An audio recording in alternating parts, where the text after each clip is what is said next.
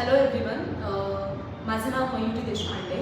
मी digital marketing संदर्भात आदित्य आहेर सरांकडे त्यांची जी Punk's digital marketing company आहे तिथे मी जॉईन केलं होतं. कारण मला डिजिटल मार्केटिंग म्हणजे डिजिटली आपला बिझनेस कसा ग्रो करायचा हे नक्की काय स्किल आहे. कारण आपलं काळ बदलतो आणि काळानुसार आपल्या मार्केटिंगच्या पद्धती पण बदलत आहेत. तर त्यानुसार मी हे जॉईन केलं होतं. मी शब्दसाहित्य फाउंडेशनची स्टुडंट आहे आणि त्या बिझनेससाठी म्हणून मी याचा हे शिकण्याचा प्रयत्न केला.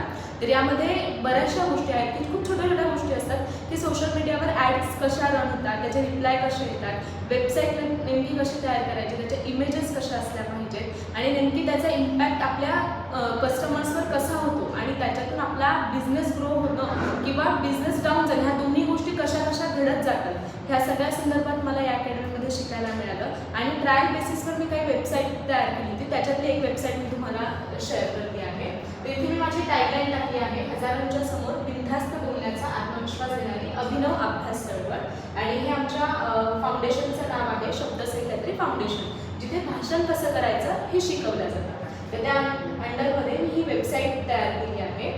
तर ह्याचा मला खूप चांगल्या पद्धतीने बेनिफिट झाला. मी काही लाईव्ह ॲड रन केल्या सोशल मीडियावर, त्याच्यावर मला रिस्पॉन्स मिळाला. तर तो रिस्पॉन्स कसा ॲनालिसिस करायचा, लोकांपर्यंत आपण कसं पोहोचलं पाहिजे हे सगळं शिकण्यात आलं.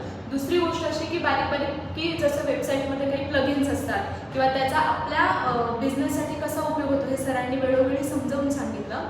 आणि आदित्य सरांचे खरं तर खूप आभार, कारण खूप मी डिजिटल संदर्भात मी थोडीशी मागे होते, तर त्यांनी मला ते ओव्हरकम केलं. माझा फिअर ओव्हरकम करण्यामध्ये मला खूप हेल्प झाली.